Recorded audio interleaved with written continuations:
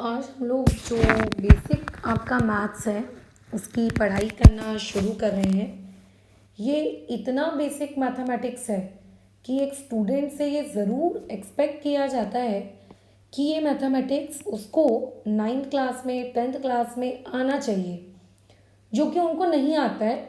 उसका बहुत ही सिंपल सा रीज़न होता है, लोअर क्लासेस में ठीक से नहीं पढ़ना, या दूसरा रीज़न, अगर आपने ठीक से पढ़ा भी है तो उसको रट्टा मार लिया है, बस और कुछ नहीं।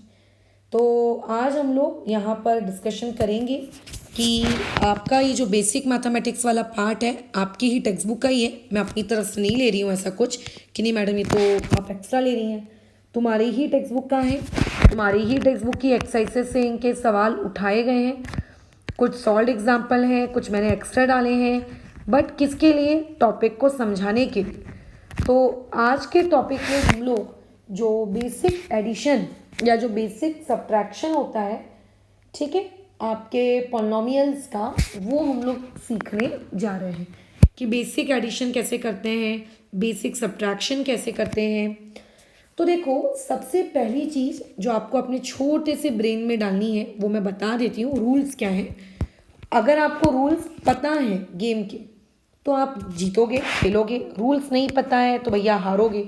तो रूल्स पहले अपन देख लेते हैं कि क्या है और फिर उन रूल्स के अकॉर्डिंग गेम आगे शुरू करते हैं।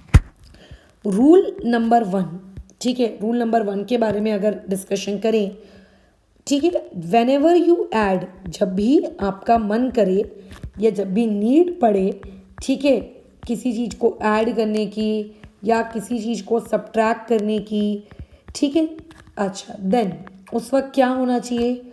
उनका वेरिएबल, ठीक है, उनका वेरिएबल। लास्ट वाली क्लास में मैंने ये चीज़ तुमको सिखाई थी कि वेरिएबल किसे कहते हैं, कोएफिशिएंट किसे कहते हैं, याद आ रहा होगा कुछ है। और उसके बेसिस पे हमने कुछ क्वेश्चंस भी किए थे। तो जब भी हम ऐड या सब्ट्रैक्ट करने का हमारा मन करे तो उनका वेरिएबल क्या होना चाहिए? सेम होना चाहिए। ध्यान रखना, उनका वेरिएबल क्या होना चाहिए? सेम होना चाहिए।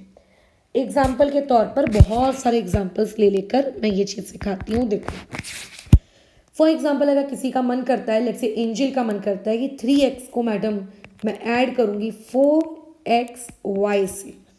अब तुम डिसीजन लो, क्या ये लड़की इन दोनों नंबर्स को ऐड कर सकती है क्या? तो मैंने क्या कहा, दोनों का वेरिएबल पार्ट सेम होना चाहिए।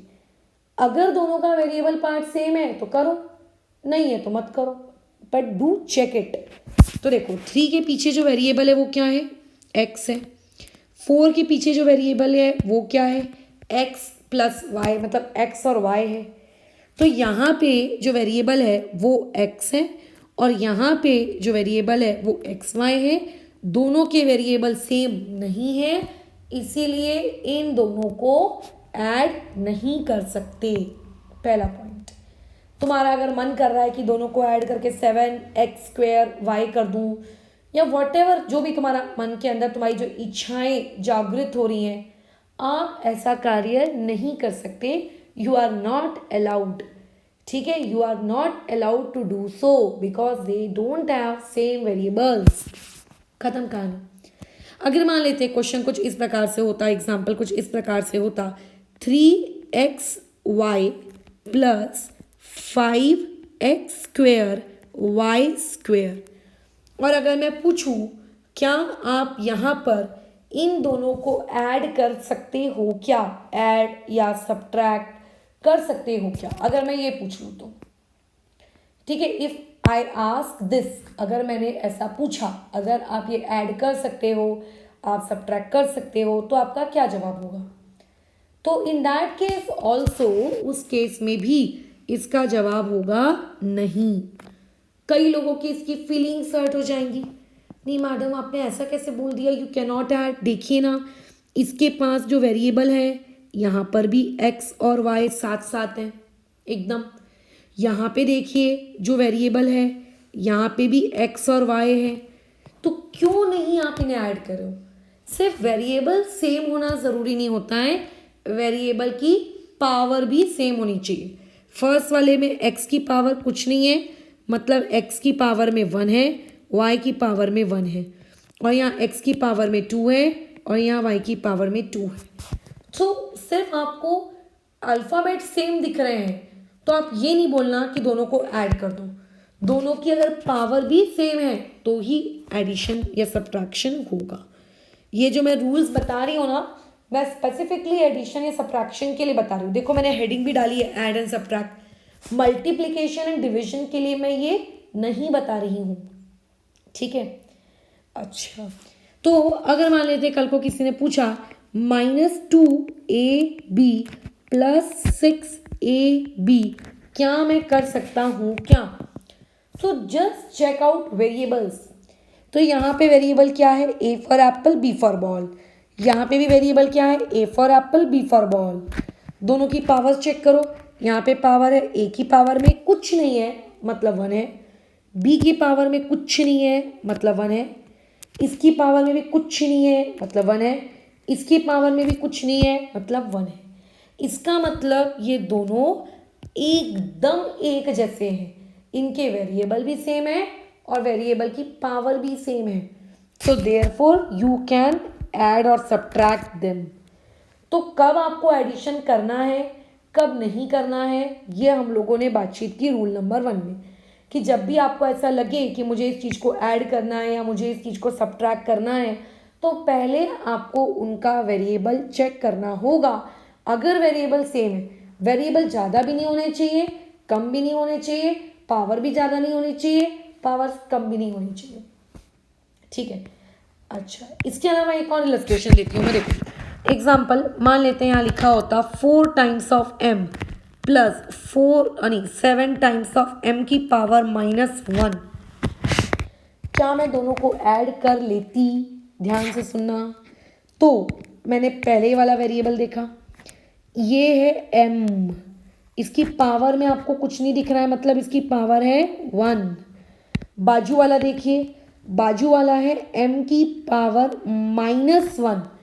m की पावर कितनी? -1। समझ रहे हो? -1। तो आपको एक दफ़ा लगता है कि दोनों में सेम वेरिएबल है, आपको ऐसा लगता है दोनों की पावर भी सेम है, आपको लगता है ऐड कर दो, सब्ट्रैक्ट कर दो, तो भाई इसको ऐड या सब्ट्रैक्ट नहीं कर सकते। क्यों? एक की पावर 1 है और दूसरे की पावर -1, इसलिए। तो पावर एकदम हूबहू सेम होनी चाहिए, उसमें थोड़ा सा भी डिफरेंस अगर है तो भी आप उसको ऐड या उसको सब्ट्रैक्ट नहीं करेंगे।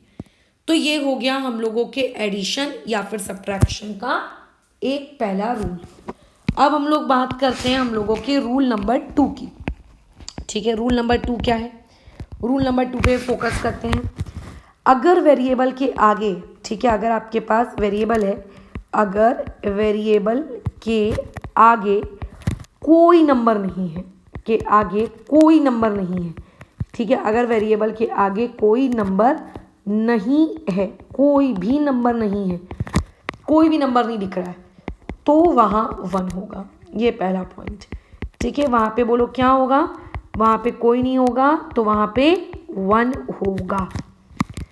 एग्जाम्पल के थ्रू समझाइए ये वाली चीज़। अगर आपको ऐसा लिखा है XY, तो इसके आगे क्या होगा? इसके आगे हमको नहीं पता, तो इसके आगे होगा 1। अब 1 के आगे अपनी मर्जी से माइनस मत लगा देना, 1 ही लिखोगे, ठीक है। इसके आगे क्या लिखोगे? 1 ही लिखोगे, -1 नहीं। क्या होगा? 1 होगा। ये हो गया रूल नंबर 2, ठीक है। ये हो गया रूल नंबर 2। अब आते हैं हम लोग रूल नंबर 3 पर, और उसके बाद क्वेश्चंस के वाया इस टॉपिक को समझने की कोशिश करेंगे। रूल नंबर 3 आखिरी रूल है बेसिकली। रूल नंबर 3 ये कहता है, अगर ऐड कर रहे हो, ठीक है, रूल नंबर 3 ये कहता है अगर ऐड कर रहे हो या सब्ट्रैक्ट कर रहे हो, ध्यान रखना, ठीक है। तो अगर आप ऐड कर रहे हो, ऐड या फिर सब्ट्रैक्ट, ठीक है, ऐड या फिर सब्ट्रैक्ट कर रहे हो, ठीक है, कर रहे हो फ्रैक्शंस का, फ्रैक्शंस मतलब जहाँ पे चीज़ें अपॉन में आ जाए, ठीक है, फ्रैक्शंस का, तो ध्यान रखना किस बात का? डिनोमिनेटर, ठीक है, डिनोमिनेटर सेम होना चाहिए, ठीक है, डिनोमिनेटर क्या होना चाहिए, सेम होना चाहिए। अब देखो इसमें मैं बता देती हूँ मिस्टेक पॉइंट्स एक स्टूडेंट से कहाँ कहाँ होते हैं जो आपको नहीं करना है, ठीक है, बराबर, ये जो आपको नहीं करने हैं। तो वो मिस्टेक पॉइंट्स पे हम लोग फोकस करते हैं जो हमको नहीं करने हैं। देखो फॉर एग्जाम्पल आप ऐड कर रहे हो 1/4 -3/9, नहीं 3/7। तो पता है कई बच्चे क्या करते हैं, इनकरेक्ट वे, उनका जो इनकरेक्ट तरीका होता है, उनका जो इनकरेक्ट वे होता है वो ये होता है, न्यूमरेटर को साथ लिख देते हैं, ठीक है, यानी कि वो करते हैं 1 - 3 और करते हैं 4 - 7 और उनका आंसर आता है -2/-3, माइनस माइनस काट के 2/3। ऐसा नहीं करते, आपको डिनोमिनेटर सेम करना है, डिनोमिनेटर की स्पेलिंग गलत हो गई, ये लो, ये करना है।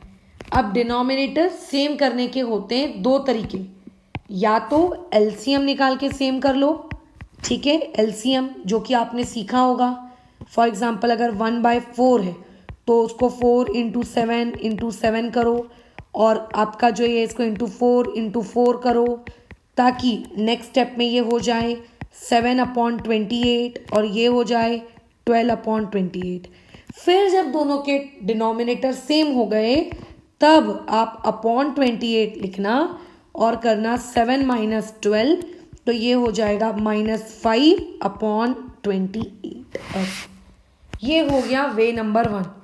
अच्छा, अब अगर किसी को ये वे नहीं जमता है तो वो वे नंबर 2 को फॉलो कर सकता है।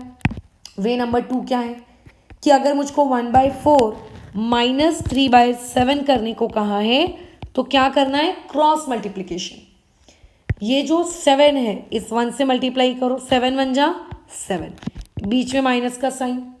ये जो 4 है ये इस 3 से मल्टीप्लाई करो, 4 3 जा 12, अपॉन में फिर ये 4 और ये 7 को आपस में मल्टीप्लाई करो तो ये कितना हो जाएगा 28, और फिर माइनस करके ले आओ -5/28। अब मैंने वे नंबर 2 से निकाला तो भी वही आंसर आया, वे नंबर 1 से निकाला तो भी वही आंसर आया।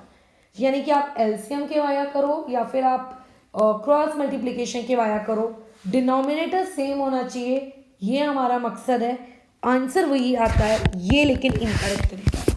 तो ऐड या सब्ट्रैक्ट करने के मैंने आपको दोनों रूल्स बता दिए हैं।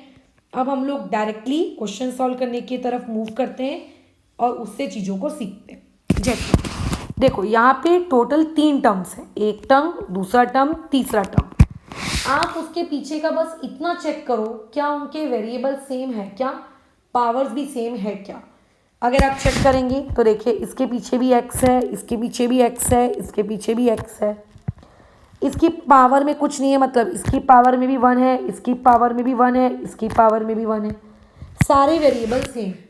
आप वेरिएबल को छोड़ दो, वेरिएबल को टच नहीं करना। एक ध्यान रखना, ऐड या सब्ट्रैक्शन सिर्फ नंबर्स का होता है, वेरिएबल्स का नहीं होता, ठीक है। अब आपके पास बचा क्या, अब आप ये देखिए आपके पास क्या बच गया। तो आप ये देखते हैं आपके पास बचा है -3, आपके पास बचा है -8 और आपके पास बचा है +5। इन तीनों को, चारों को, जितने भी टर्म्स दिए हों उन सभी को एक ब्रैकेट में रखो और जो वेरिएबल था सबके पास, बोलो कौन सा वेरिएबल था, x, उस वेरिएबल को ब्रैकेट के बाहर रखो। ब्रैकेट के बाहर रखने से ये फील आती है कि वो ब्रैकेट के अंदर जितने भी टर्म्स हैं वो उन सबका है। अच्छा, -3 -8 कितना हो जाएगा। अगर आपकी मैथ्स अच्छी है, बेसिक दिमाग में मैथ्स अच्छे से कर सकते हो तो एक बार में कर लो, नहीं कर सकते हो तो दो दो की जोड़ियां बना के करो। -3 -8 कितनी होती है, -11, फिर -11 लिख दिया, +5 वैसे का वैसी, x वैसे का वैसी, -11 और +5 ये कितनी होती है, -6। अब जब आखिरी टर्म बचा है, मतलब एक टर्म आ गया है, तो ब्रैकेट लगाने की ज़रूरत नहीं है, आंसर आएगा -6x। ऐसे सॉल्व करते हैं। अब जैसे इस वाले क्वेश्चन को अगर मैं सॉल्व करूंगी, इस वाले का अगर मैं सोल्यूशन तुमको दूंगी, इसके पीछे भी देखो p² है, इसके पीछे भी देखो p² है। पावर अगर 2 होती है ना तो उसको स्क्वायर बोला जाता है, चलो, क्या इन दोनों को सॉल्व किया जा सकता है? किया जा सकता है। दो टर्म्स हैं, हाँ मैडम, ब्रैकेट में लिख दो -2 + 7, ब्रैकेट के बाहर लिख दो p²। तो -2 और +7 दोनों मिलके कितना के हो जाएंगे? 5। अगर एक टर्म आ गई है तो उसमें वापस ब्रैकेट लगाने की ज़रूरत नहीं है और आंसर में लिख दिया 5p²। हाँ भाई, अब ये सारा काम करने के लिए ऐड और सब्ट्रैक्ट करते आना चाहिए। मतलब पता चले तुम में से कोई एक ऐसा हो जिसको यही नहीं आता है कि 10 + 2 = 12 होता है, तो फिर वो दिक्कत हो जाएगी। अब आते हैं क्वेश्चन नंबर 2 की तरफ, इसके सोल्यूशन की तरफ मूव करते हैं। देखो, इसके पास भी क्या है? ए बी, इसके पास भी ए बी, मतलब दोनों वेरिएबल सेम है। अगर दोनों वेरिएबल सेम है, ब्रैकेट डालो, उनके जो नंबर्स हैं वो लिखो अलॉन्ग विथ साइन, लिख दिया, और जो वेरिएबल है उसको ऐसे बाजू में लिख दो। अब इस ब्रैकेट को सॉल्व करना है, बट यहाँ तो फ्रैक्शंस आ गए। मैंने अभी बताया था फ्रैक्शन सॉल्व करने के दो तरीके। आपका मन करे आप क्रॉस मल्टीप्लिकेशन से सॉल्व करिए, आपका मन करे आप एलसीएम से सॉल्व करिए। मैं क्रॉस प्रेफर करती हूँ। तो देखो, 7 2 ज़ा कितना हो गया? 14, बीच में -3 × 5 कितना हो गया? 15, अपॉन में 3 × 7 भी करना पड़ेगा, तो ये होगा 21। ऐसे तुम अगर इसको सॉल्व करोगे तो आंसर आएगा -1/21 AB। दो ध्यान रखना, जब भी आप ऐड या सब्ट्रैक्ट करते हो वेरिएबल सेम होना चाहिए, और उस सेम वेरिएबल को आपको कुछ भी नहीं करना है, कुछ भी नहीं करना है, उसको वैसे का वैसे ही लिखना है। इसी के बेसिस पे एक क्वेश्चन में अभी ये वाला ऐड वाला करके दिखा रही हूँ। इसको कैसे करना है ध्यान से देखोगे, और इसके बेसिस पे कुछ क्वेश्चंस मैंने होमवर्क भी दिए हैं। ठीक है, देखो, मुझे ऐड करने को बोला जा रहा है, हो सकता है कल को सब्ट्रैक्ट करने को बोला जाता, जो भी कहता उसके अकॉर्डिंग करते। तो ऐड में देखो, ये टोटल कितने टर्म्स हैं? 3। इसके बाद आ गया कॉमा। इसका ये मतलब नहीं है कि उन तीनों को ऐड करना है, क्योंकि आप उन तीनों को कर भी नहीं सकते। देखो, इसके पास वेरिएबल है XY, YZ और ZX। ये तीनों आपस में ऐड नहीं हो सकते क्योंकि वो वेरिएबल है। ठीक है, अच्छा, मतलब आपको इस बार क्वेश्चन में 3 का सेट दिया है। ये हो गया आपका सेट 1, ये हो गया यहाँ से लेके इस कॉमा तक, ये हो गया सेट 2, और ये इस कॉमा से इस कॉमा तक हो गया सेट 3। आपको इन तीनों सेट को ऐड करना है। तो अगर आपको इनका सोल्यूशन लिखना है तो कैसे लिखेंगे? पहले ध्यान से क्वेश्चन उतारना जो आपको दिया है। क्या दिया? देखो, सेट 1 7XY + 5YZ, फिर -3ZX, ये सेट 1। फिर थोड़ी दूर में सेट 2 लिखना, थोड़ा सा गैप छोड़कर, 4YZ + 9ZX -4Y। ठीक है, ये लिख दिया। फिर थोड़ा सा और गैप छोड़ना, कोशिश करना कि एक ही लाइन में आ जाए। फिर सेट 3 लिखना, -3XZ + 5X -2XY, और तीनों सेट के बीच में लगा देना प्लस। प्लस क्यों लगाया? क्योंकि क्वेश्चन में ऐड करने को बोला है। ठीक है, इस वजह से। अब एक बात का ध्यान रखना, मैथ्स में कभी भी दो साइंस आजू बाजू एक साथ नहीं रह सकती।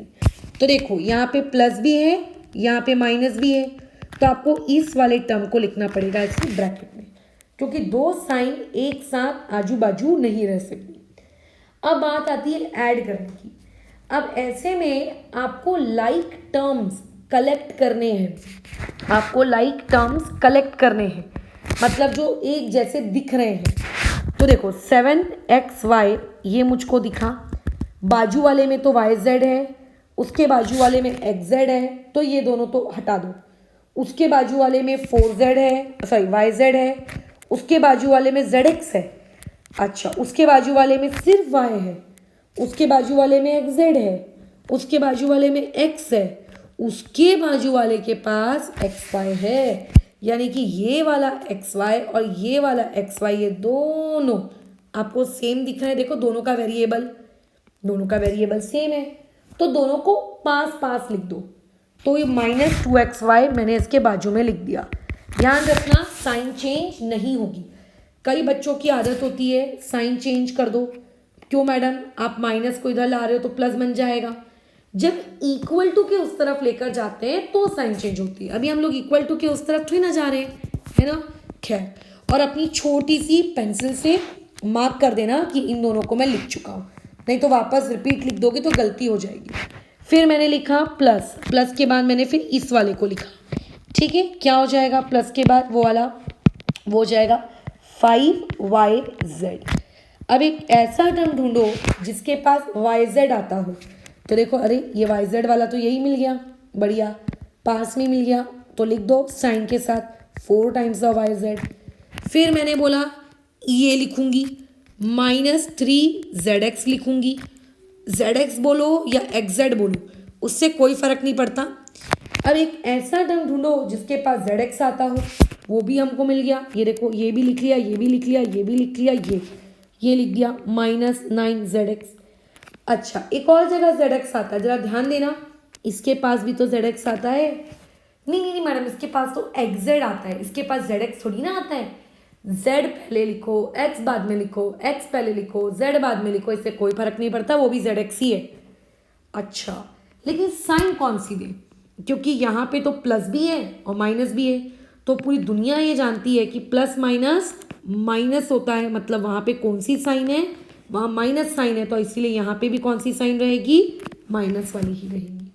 अब जो बच गए, जिनको आपने नहीं लिखा है, उनको अब आप लिखो फिर से। क्या बच गया, -4y, वो हमने लिख दिया। और क्या बच गया, 5x बच गया, तो हमने ये +5x भी लिख दिया, और कुछ भी नहीं बचा। अब जो लोग ऐड हो रहे हैं उन्हें करो। 7x - 2xy कितना हो जाएगा, 5xy। 5yz + 4yz कितना हो जाएगा, 9yz।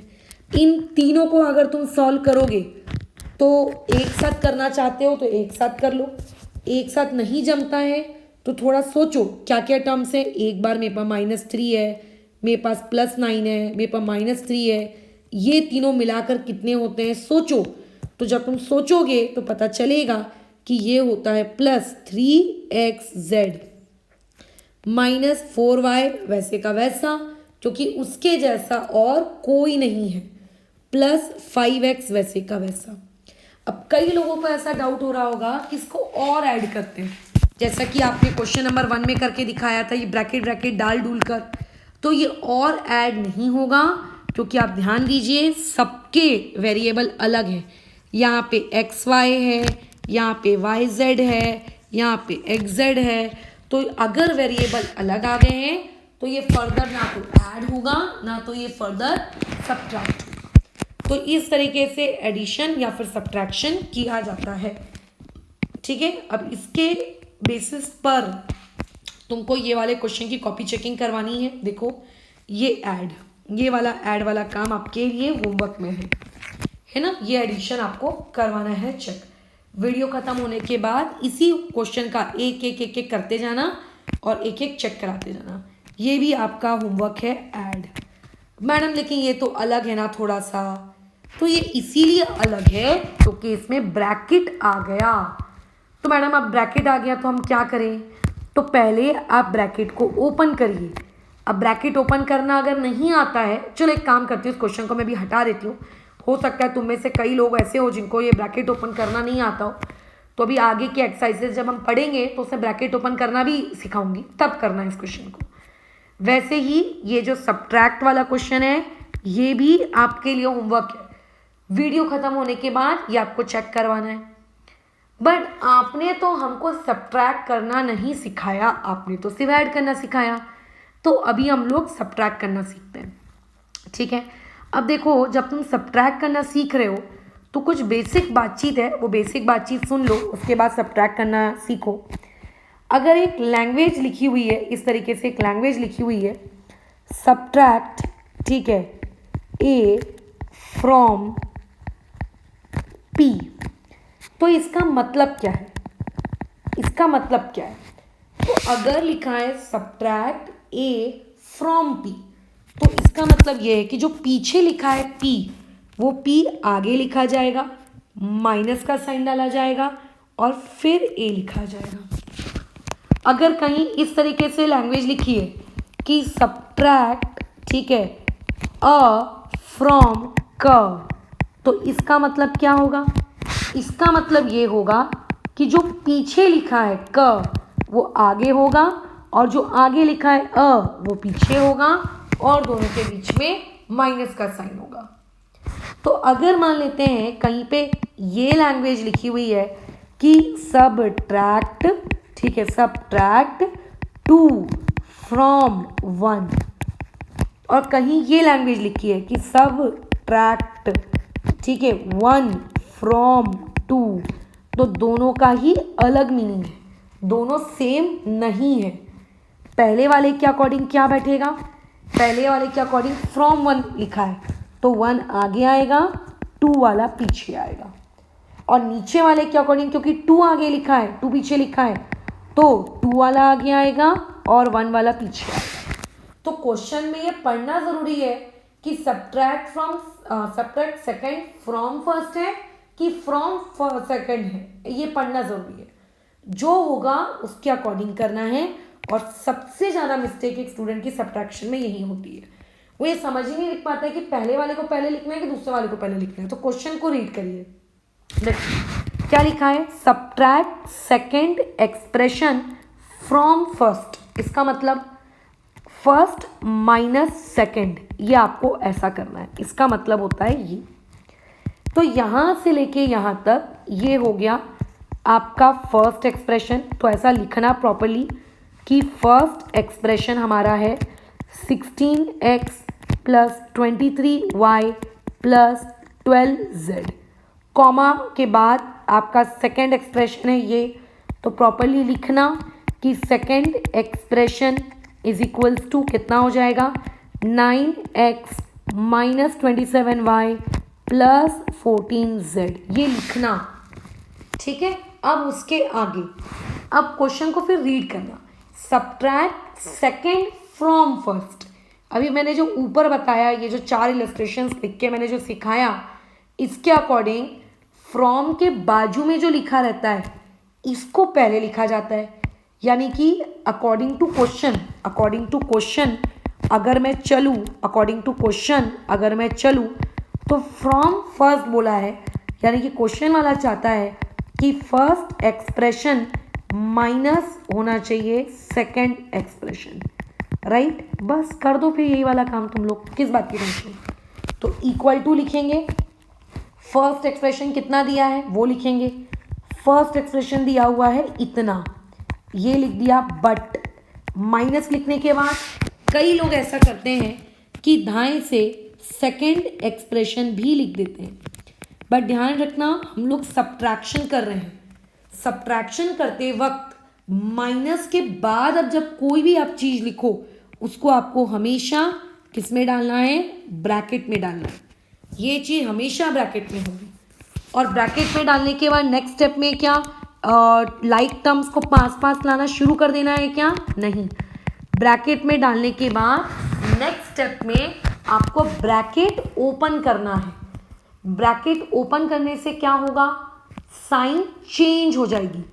देखो कैसे होगी, जो -27y था वो +27y बनेगा, जो +14z था वो -14z बनेगा, और जो 9x था उसके आगे कोई साइन नहीं है मतलब प्लस रही होगी, वो -9x बन जाएगा। तो माइनस के बाद आप जो भी एक्सप्रेशन लिखते हो वो हमेशा ब्रैकेट में होना चाहिए और नेक्स्ट स्टेप में उसकी साइन चेंज होनी चाहिए। अब क्या करें मैडम, अब आप लाइक टर्म्स इकट्ठा करना शुरू करो। अगर आप बिना लाइक टर्म्स इकट्ठा किए क्वेश्चन डायरेक्टली सॉल्व कर सकते हो, उसे कॉपी में देखे जो कि मैं कर सकती हूँ, तो आप वो भी कर सकते हो। अदरवाइज डायरेक्ट लाइक टर्म्स को इकट्ठा लिखो। जैसे 16x लिखा तो अपने एक्सप्रेशन में ढूंढो कि x वाला और कौन है, तो एक और x वाला है उसको ऐसे बाजू में लिखो। साइन चेंज मत करना। मैंने क्या कहा, अगर आप चीज़ों को इकट्ठा कर रहे हो एक के बाजू में एक, तो साइन चेंज नहीं होती। साइन चेंज जब ब्रैकेट खुलता है, माइनस के सामने वाला ब्रैकेट खुलता है तो चेंज होती है, या जब नंबर उठकर इक्वल टू के उस तरफ जाता है तो चेंज होती है, अदरवाइज साइन चेंज नहीं होती। फिर क्या लिखा आपने लिखा +23y, फिर उसके बाद आपने लिखा y वाला और कौन है, y वाला ये है, तो आप लिखोगे +27y। फिर आपने लिखा और क्या है, तो +12z है, फिर आप लिखोगे -14z। यस, फिर आप जो करना है करो। 16x - 9x, ये हो गया 7x, ये हो गया आपका 50y, ये हो गया आप लोगों का -2z, और यही आपका फाइनल आंसर है। तो क्वेश्चन को बहुत ही सावधानी पूर्वक देखना कि फ्रॉम सेकंड बोला है कि फ्रॉम फर्स्ट बोला है, क्योंकि उसके अकॉर्डिंग चीज़ें आगे और पीछे हो जाती हैं, और जो चीज़ पीछे होती है सब्ट्रैक्शन के वक्त साइन चेंज होता है। जब आप ऐड कर रहे हो तो आपको ब्रैकेट डालने की ज़रूरत नहीं है, बट सब्ट्रैक्ट कर रहे हो तो ब्रैकेट डालने की ज़रूरत है। ठीक है, ओके। तो फिलहाल अभी इस वीडियो को यहाँ रोकते हैं। इस वीडियो में जो जो क्वेश्चंस तुम्हें होमवर्क में दिए गए हैं उनको अभी एक एक कर